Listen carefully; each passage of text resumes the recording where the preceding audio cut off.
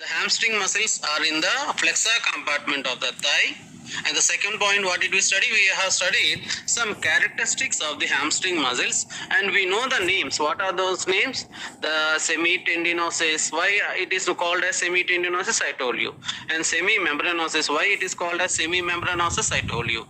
Biceps femoris. Why it is called as biceps? Because it is having two tendons. And the last and the full an important muscle, that is the adductor magnus, which is a muscle which is present in the adductor compartment and also it is a part of hamstring compartment, right? And this is all we are going to study. So now we will study about the individual muscles. So first we will study about the semitendinosus or semimembranosus. We will study about the origin of that. We will study about the insertion of it. We'll study about the nerve supply and then the action of this muscle, right? So you already know that. So you see here, what is this one? This is the posterior compartment of the thigh.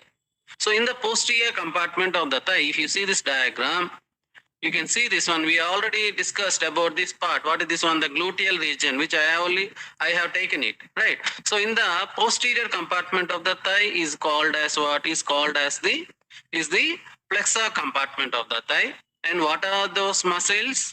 Those muscles are medially the semimembranosus and the semitendinosus. Medially the semimembranosus and the semitendinosus muscle. Medially, these are the two muscles which you see. And laterally you find this. What is this muscle? This is the biceps femoris. Biceps femoris. And below it, what do you find? A muscle which is a very important one. That is the adductor magnus muscle. So when you were discussing about the muscles in the medial compartment of the thigh or the adductor compartment of the thigh, you must have already known about this adductor magnus, but no problem. Again, we will discuss about that here because it is a component of two compartments, both in the flexor compartment or the hamstring part and also the adductor part, right? So now we'll study each and everything, right? So here, so there was a question in NEET PG. What are true hamstring muscles? Or name they have given the this what you call, pick out the true hamstring muscle. Semimembranosus, semitendinosus, long head of biceps femoris, and the adductor magnus. So the true hamstring muscles are what? The semimembranosus and semitendinosus, right? Whereas the biceps femoris and the ischial part of the adductor magnus, they are categorized under modified hamstring muscles. They are categorized under modified hamstring muscles, right? And moreover, see here, some books give it as, now even Vishram Singh doesn't give it, but you remember that the sacrotuberous ligament, we have studied in the gluteal region. Where is the sacrotuberous ligament? So this is the one. This is the sacrotuberous, which is extending from the sacrum to the ischial tuberosity. The sacrotuberous ligament is what? Is a morphological remnant of the long head of biceps femoris, right? So the sacrotuberous ligament, where is this one? The sacrotuberous ligament, it is a morphological remnant of the biceps femoris, remnant of the biceps femoris. And then the ischial part of the adductor magnus, right, is like it's a modified remnant of the tibial collateral ligament, is a modified remnant of ischial part of adductor magnus. Means, so it was there before, but now it has become remnant, and this ischial part of the adductor magnus has been is a remnant of the tibial collateral ligament, which is seen in the knee joint, is considered to be the ischial part of adductor magnus. The tibial collateral ligament, which you read in the medial aspect of the knee joint, is considered to be the remnant of ischial part of adductor magnus. And the sacrotuberous ligament is considered to be the remnant of the long head of biceps femoris. And these two, what are this one? The long head of biceps femoris and the adductor magnus are categorized under modified hamstring muscles. Whereas which are the true hamstring muscles? That is the semimembranosus and the semitendinosus, right? So this is all about the muscles in general. Now we will study about the individual muscles. So you already know that. So the first one is the semimembranosus muscle. So before going to the semimembranosus muscle, you see here what is this one? This is the ischial tuberosity. And even ischial tuberosity is also now a 2 marks question for you, right? Or 3 marks, not 2 marks question for you. Now it has changed. It will be given as 3 marks question for you. And when I was discussing about the sacrum, not the sacrum, sorry, the hip bone, I had a special mention about this ischial tuberosity, right? So again we will repeat that one. So the ischial tuberosity, which is a part of ischium, gives rise to the hamstring muscles, that you know that. Now it is divided into an upper part and lower part by a horizontal line.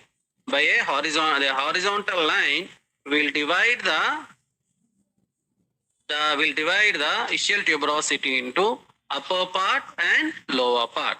And now this the upper part will be again divided by an oblique line into supralateral and inferomedial.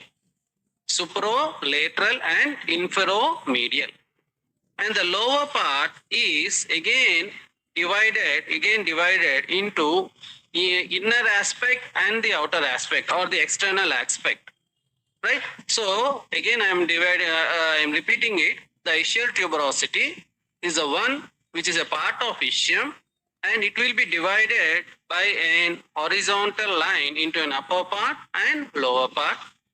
And again, this upper part is again divided by an oblique line into supralateral and inferomedial. And then coming to the lower part is again divided by a vertical line into an external aspect and the internal aspect, right? So this is about the division of the ischial tuberosity. Why you should know that? Because you see here the semimembranosus muscle is getting its origin from the supralateral aspect of the upper part of the ischial tuberosity. So the semimembranosus is getting what? Is getting the origin from where? From the supralateral aspect of the upper part of the ischial tuberosity, right? So this is the origin of the semimembranosus. And I told you the name, why the name has come as why they have named it as semimembranosus, because most of the part of the muscle represents like a tendon, or that is why it is considered as semimembranosus, right? And where is it inserted? It is inserted onto the posterior aspect of the medial condyle of the tibia. Posterior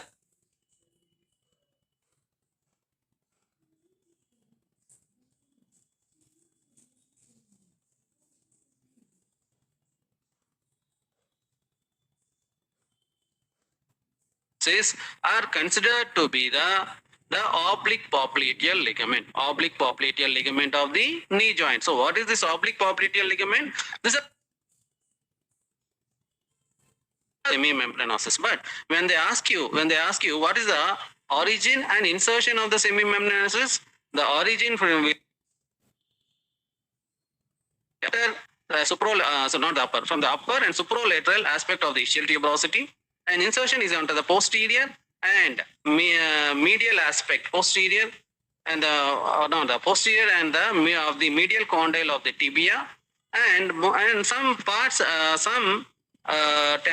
fibers of this semimembranosus are reflected, and they are considered, they are known as the oblique popliteal ligament, right?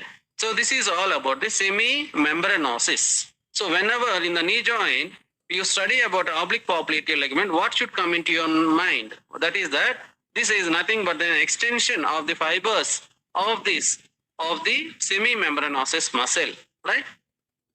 Now what is the nerve supply? As you know that the nerve supply is by the tibial component of the sciatic nerve. Where is the sciatic nerve? This is the thickest nerve of the body, right? The sciatic nerve, about the tibial component of the sciatic nerve, tibial component of the sciatic nerve. So this is the medial aspect and this is the right lateral aspect. You can see the sciatic nerve supplying the semimembranosus muscle, semimembranosus muscle, right? So an action I'll tell you. The action, you know that it will help in flexion of the knee joint and medial rotation of the knee during when the knee is in semi-flexed condition. What is the semi-flexed? It is neither in an extended position or nor in a flexed posture.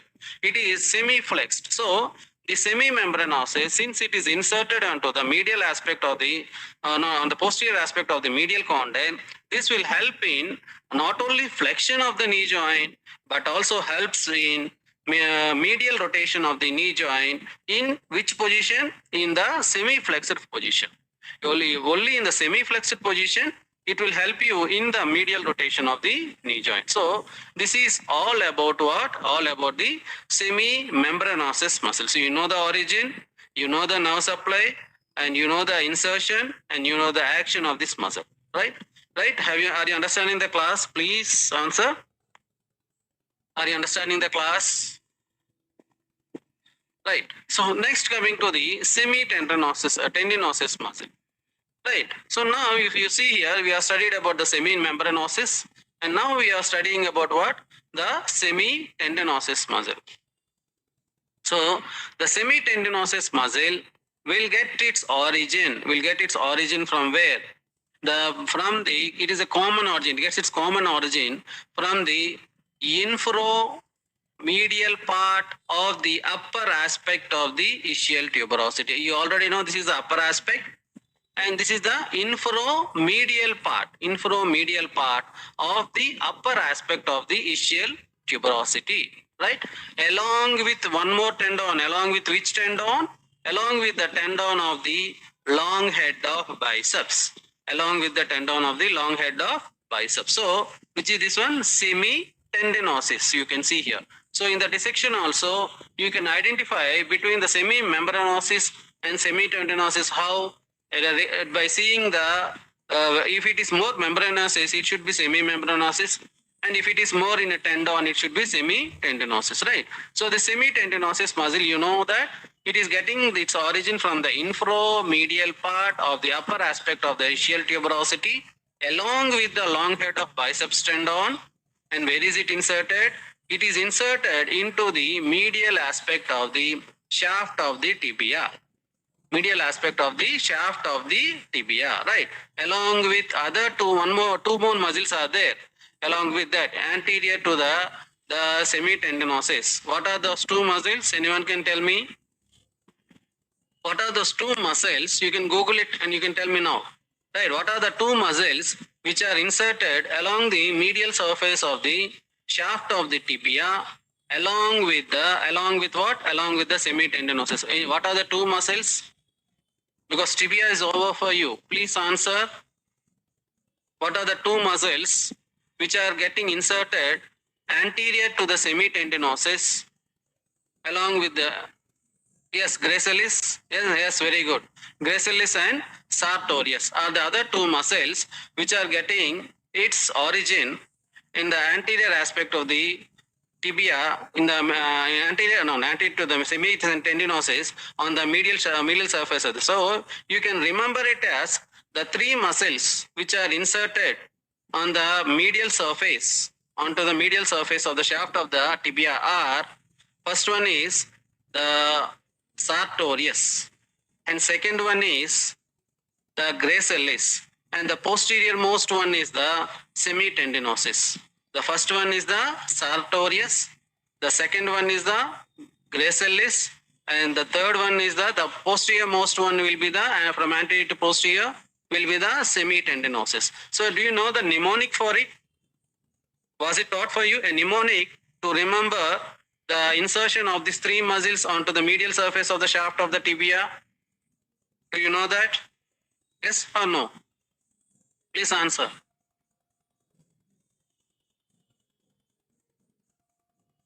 Right. So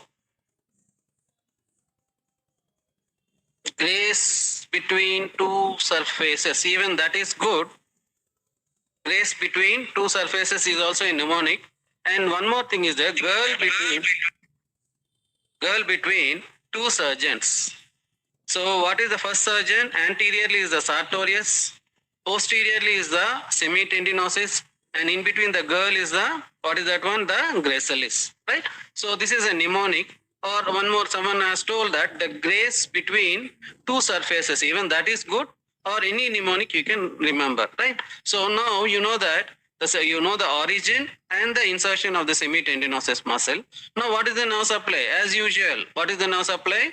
That should be the tibial component of the sciatic nerve, the tibial component of the sciatic nerve. So you will, sciatic nerve is again a separate class for you. This is the sciatic nerve.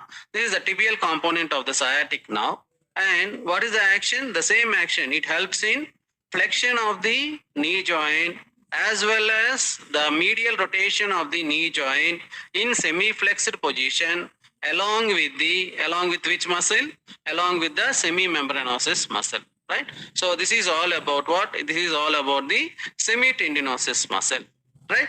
Then coming to the next muscle. What is the next muscle? That is the biceps femoris muscle. What is this bicep? What is this muscle? Biceps femoris muscle. Now this biceps femoris muscle, one origin you already know. The one first origin, the origin of the long head of the biceps femoris is what? Along with the which one? Along with the semitendinosus muscle. So if you correlate between the upper limb and the lower limb, if you correlate and if you remember, you see that biceps brachii muscle. When you studied biceps brachii muscle, you have learned that the biceps brachii muscle and the other muscle. What is the other muscle? Coracobrachialis. The short head of biceps brachii muscle and the coracobrachialis muscle, both of them have got their origin from the tip of the coracoid process, right? And here in the lower limb, if you correlate, so what do you see here? In the lower limb, the long head of biceps femoris, there also biceps brachii, here biceps femoris. There it was coracobrachialis, and here it is semitendinosus. So see here the correlation between the upper limb and lower limb, and these two muscles are getting their origin from the infromedial part of the upper part of the ischial tuberosity, right? And then since it is the name itself is biceps, so this is the long head. And what about the short head? The short head is getting its origin from the linea aspera. Linea aspera, where did you read? You read in the femur bone, right? So the linea aspera, and also lateral supracondylar ridge. Lateral supracondylar ridge. So the short head of biceps femoris getting its origin from the linea aspera, and also lateral head of the supracondylar ridge. And now these two tendons, or these two tendons of the biceps femoris, the long head and the short head, where are they inserted? They are inserted into the head of the fibula in front of the styloid process. Where are they inserted? They are inserted into the head of the fibula in front of the styloid process.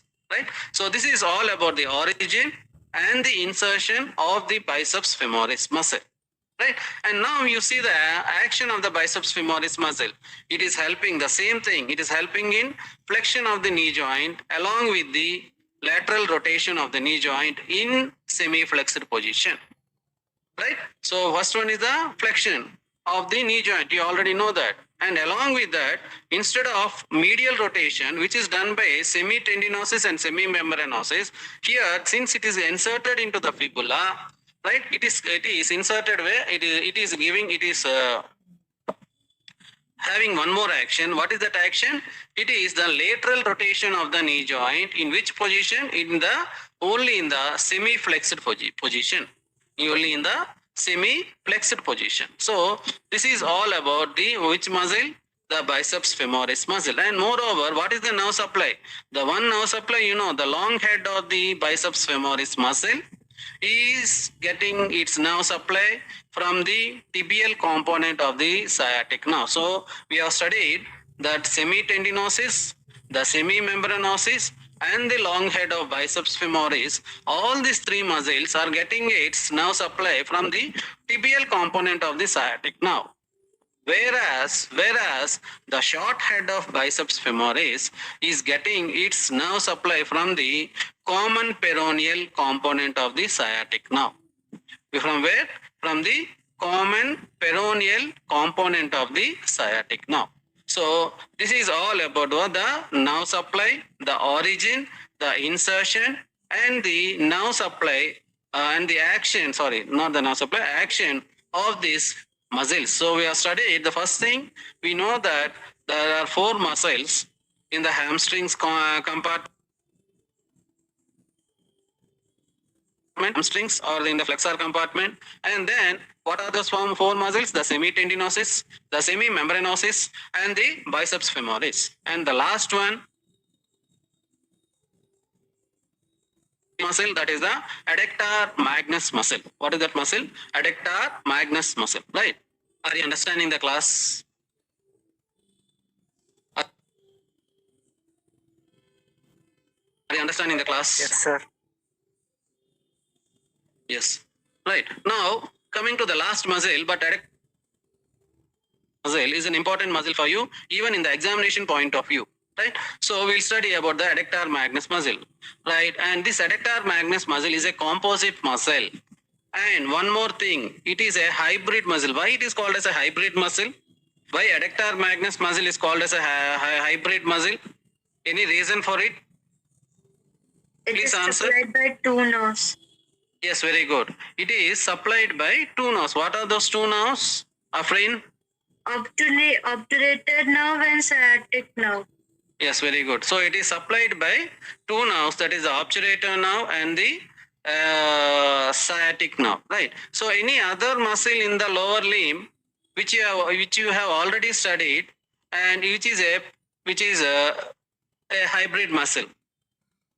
You can Google it. Yes, very good. Pectineus muscle is also one, and this pectineus muscle is supplied by 2. What is this called? What are the 2 nerves supplying the pectineus? Femoral nerve and obturator nerve. Yes, femoral nerve and the obturator nerve, right? So thank you.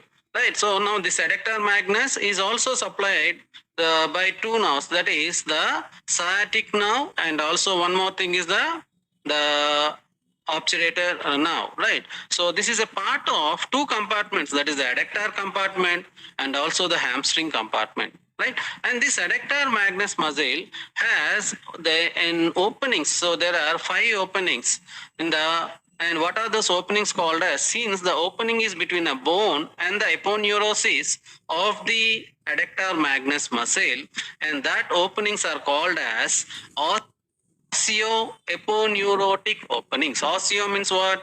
Bone. Aponeurotic means what? Aponeurosis of adductor magnus muscle. So since this opening is present between these 2 parts, that is why they are called as osseo-aponeurotic openings. And how many are those totally? There are 5 osseo-aponeurotic openings. Right, now again coming back, you know that the adductor magnus muscle, the adductor component of the adductor magnus muscle is getting its origin from where? From the medial surface of the lower part, not the medial surface, the external surface of the lower part of the ischial tuberosity, right? Of the external surface of the lower part of the which part of this what? Of the ischial tuberosity. And moreover, not only from this, the adductor magnus also gets its origin from the ischiopubic rami, lower part of the ischiopubic rami, and also from the ischium, right? So this is about the origin of the what is this one? The adductor magnus muscle. right? And now if you see here, what is the insertion of the adductor magnus muscle? The insertion of the adductor magnus muscle is medial to the gluteal tuberosity, medial to the inserted into the medial to the gluteal tuberosity, and moreover along the linea aspera, which is present on the posterior aspect of the femur, and then along the medial supracondylar line or medial supracondylar ridge,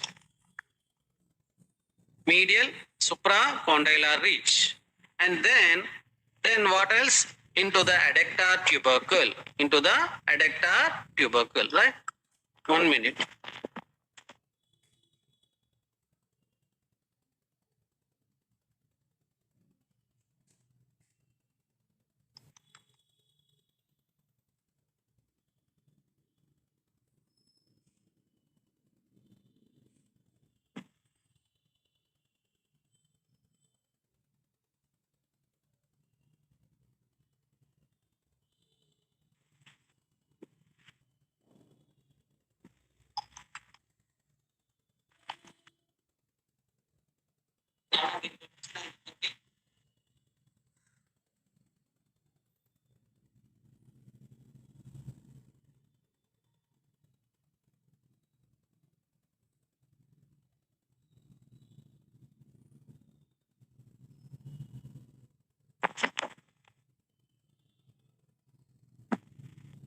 Now, sorry for the disturbance. Right. So now what is this one? So what is the insertion? Insertion into the medial part of the gluteal tuberosity along the linear aspera, and also from along the medial part of the supracondylar ridge and the adductor tubercle. Right. So this is all about what? This is all about the insertion of the adductor magnus muscle. And when you study what is this nerve you hear, you can see this is the sciatic nerve. And when you study the sciatic nerve, you can again read it as the bed of the sciatic nerve is formed by the adductor magnus muscle. So you know that still now, you know that the adductor magnus muscle getting it from the external surface of the lower part of the ischial tuberosity, from the ischiopubic lower part of the ischiopubic rami and the ischium. And moreover, and where is it inserted? Along the medial part of the gluteal tuberosity, along the linea aspera, along the medial supracondylar ridge, and until the adductor tubercle. And one more thing I told you in the starting of the class. What did I tell you? I told you that this adductor magnus, the tibial collateral ligament, is a modified part of adductor magnus muscle. This I told you in the starting of the class, if you remember. Right. Now you know the origin of the adductor magnus muscle and the insertion of the adductor magnus muscle, and the tibial collateral ligament of the knee joint is a remnant of adductor magnus muscle. And now you can see it in the diagram. So this adductor magnus muscle is forming the bed of the sciatic nerve, which is the thickest nerve of the body. Right. And moreover, I was speaking about the osteoaponeurotic openings. What are these osteoaponeurotic openings? These openings which are present in the adductor magnus muscle and the femur bone. And how many are there? There are 5. 1, 2, 3, 4, and 5. And what is the importance of these osteoaponeurotic openings? You can see here the femur arteries are passing through the osteoaponeurotic openings from the external compartment to the not external. What is this one? Extensor compartment to the flexor compartment, and through the first osteoaponeurotic opening is the first perforating artery.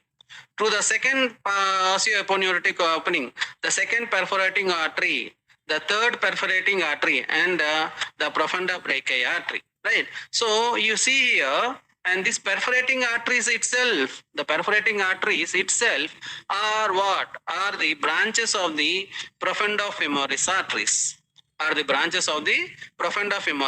So the 1, 2, and 3 are giving way to the first, second, and third perforating arteries are passing through the 1, 2, and 3 osteoaponeurotic openings of the adductor magnus muscle, right? And through the fourth one, what is that one which is passing through it? What is this one? The profunda brachii artery itself. The profunda, I'm sorry, it's not the brachii, the profunda femoris artery itself. So through the fourth osteoaponeurotic opening, the profunda femoris artery is passing through it. And the last one, that is the fifth osteoaponeurotic opening, which is this one, which is the biggest the artery. The femoral artery is passing through the fifth osteoaponeurotic opening. And this femoral artery, after passing through the fifth osteoaponeurotic opening, it is entering into the popliteal fossa, and this femoral artery continues as popliteal artery.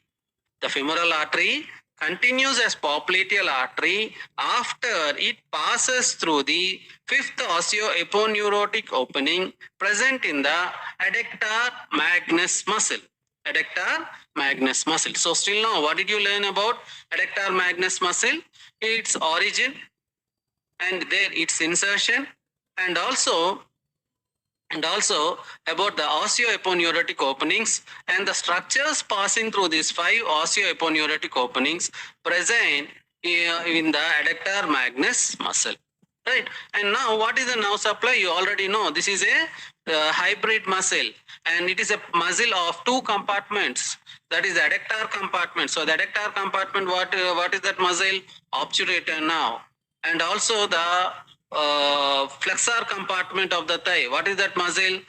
What is that nerve? Sorry, the sciatic nerve. So the sciatic nerve and also the what is that one? The obturator nerve supplies the adductor magnus muscle, right? So now what is the nerve supply? Nerve supply. What is the action? So it helps in adduction of the thigh since it is a part of adductor compartment, right? And also it is helping in one more thing. What is this one? The flexion, not the extension of the hip joint. It's helping in extension of the hip joint, right? So what is the action? It is a part of adductor compartment. That is why it is helping in adduction of the thigh, and also it is helping in what? Adduction of the, not the adduction, it is the extension of the hip joint. Extension of the hip joint. So this is all about the adductor magnus muscle, right? So this so some muscles which can come for you in the examination is the first one is the sartorius muscle. This comes as an examination for you in the examination. And the second one is the quadriceps femoris muscle. Even that comes as a examination question for you many times. And the third one in this is the adductor magnus muscle. And in the previous class, I told you the other muscles, the gluteus maximus, I have already told you, it has come as an essay question for you, and moreover, it has come as a 5 marks question for you. Along with that, very important muscle, and it has come many times, is the gluteus medius and minimus. So the muscles which can come are the sartorius, the quadriceps femoris, once it has come, not many times, and the adductor magnus, because it is a part of 2 compartments, and he's having osteoaponeurotic openings, all this one. So even that has come.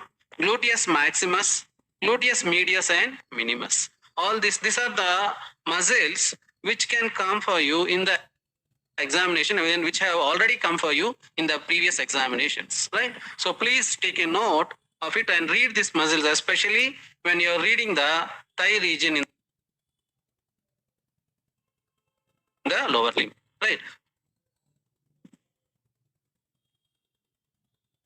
Is all about today's class. Have you understood the class? Have you understood the class? Yes, sir. Yes, right. And any class today? Anything which you have not understood, and any doubts remaining of today's class? Any doubts remaining of today's class? That is the hamstring muscles. You can ask me. If you have any doubts regarding this today's class, you can ask me.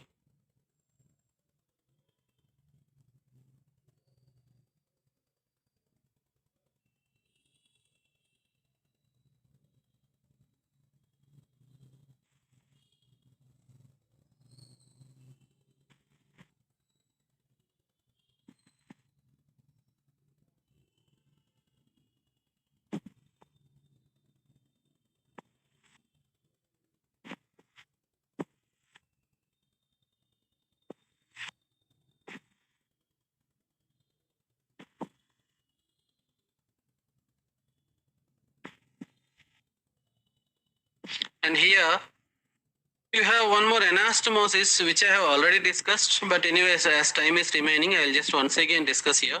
What is this one? This is the cruciate anastomosis. The cruciate anastomosis is formed by the medial circumflex femoral artery, MCFA, and lateral transverse branch of lateral circumflex femoral artery. So the transverse branches of medial circumflex femoral artery and the transverse branches of lateral circumflex femoral artery. So both these arteries are the branches of profunda femoris artery, if you remember. And what is this one? The first perforating artery. Even this first perforating artery is also a branch of the profunda femoris artery. And what is the last branch which is participating in the cruciate anastomosis? Since it is like a cross-like. So what is this one?